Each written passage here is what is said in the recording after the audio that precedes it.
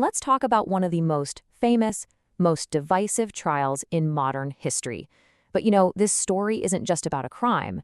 It's really about how a mountain of evidence, a literal mountain, wasn't enough to get a conviction. It's a story about celebrity, race, media, and a justice system that was put on trial for the entire world to see.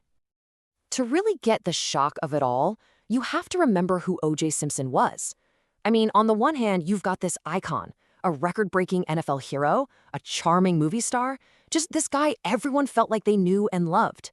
And then bam! On the other hand, this horrific accusation, a brutal double murder.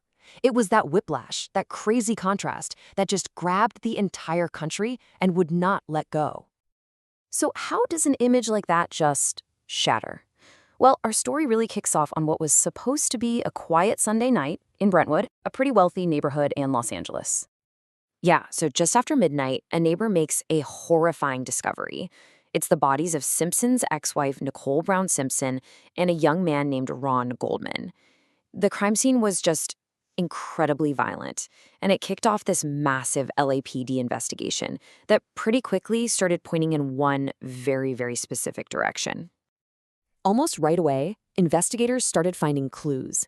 They were uncovering this trail of physical evidence that, from their point of view, seemed to draw a straight, undeniable line from the crime scene right to O.J. Simpson's front door.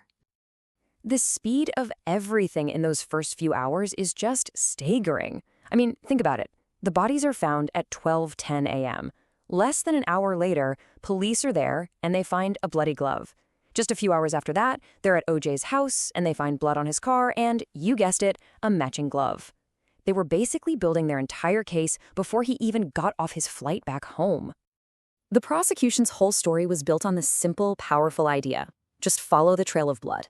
You've got a glove at the crime scene, blood drops leading away, blood on his Bronco, and then the real kicker, the matching glove found at his own home. It seemed like an open and shut case, connecting him directly to the murders.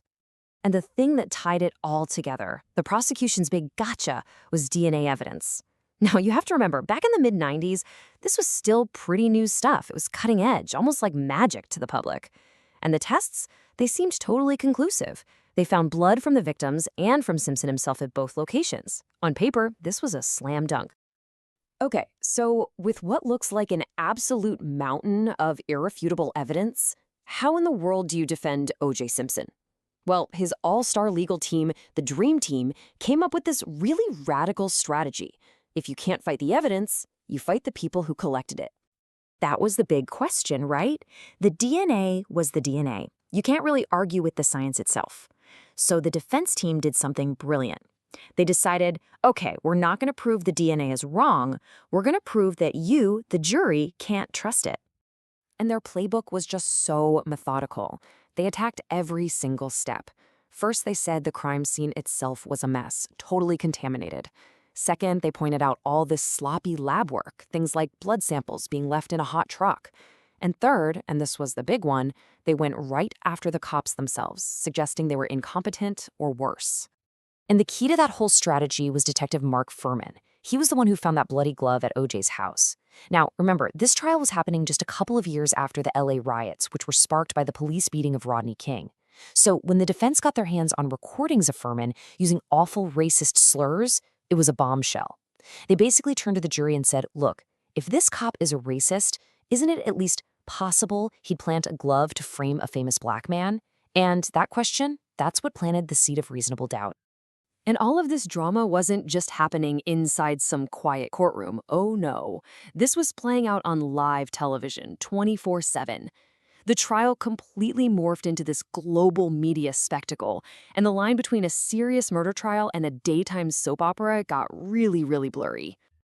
It honestly all started with this moment right here. Just this completely surreal event. O.J. Simpson in the back of a white Ford Bronco, supposedly with a gun to his own head, leading police on this slow-speed chase down the LA freeway. Something like 95 million people watched it live. It stopped being just a news story right then and there. It became a national obsession. But the single most defining moment of courtroom theater, that came from a huge gamble by the prosecution, one that backfired spectacularly. In front of the jury, in front of the world, they asked OJ to try on the bloody leather gloves. So he puts on these latex liners, and then he starts trying to pull on the evidence, and he struggles. He's making faces, he's pulling, and he holds up his hands for the whole jury to see. They just look way too tight. And in that moment, defense attorney Johnny Cochran saw his chance.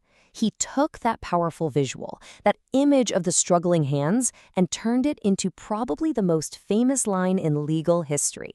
It was so simple, so powerful, and it perfectly wrapped up their entire argument.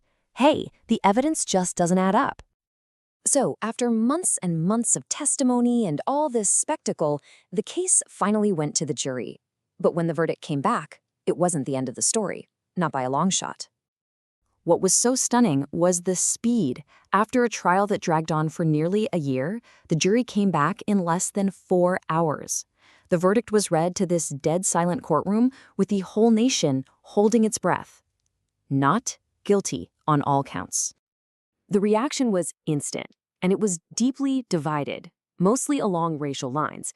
For many white Americans, this was a complete failure of justice. A guilty man got away with murder. But for a lot of Black Americans, it was a moment of relief. It felt like a rare win against a system and a police department they had seen as corrupt and racist for a very long time. The verdict didn't create that division. It just ripped the Band-Aid off and showed how two different parts of America could look at the exact same facts and see completely different realities. The legacy of this trial is just huge. After this, police departments all over the country totally changed how they collect and handle evidence, especially DNA. It changed the game forever between courts and the media. And maybe most importantly, it forced this really hard, really uncomfortable national conversation about race and the justice system, a conversation we are absolutely still having today. So in the end, we're left with this really powerful question, aren't we? Did the O.J. Simpson trial actually break the American justice system, or did it just hold up a giant mirror and force us all to look at a system that, for a whole lot of people, was already broken to begin with? That's the messy, complicated legacy of this case, and it's definitely something worth thinking about.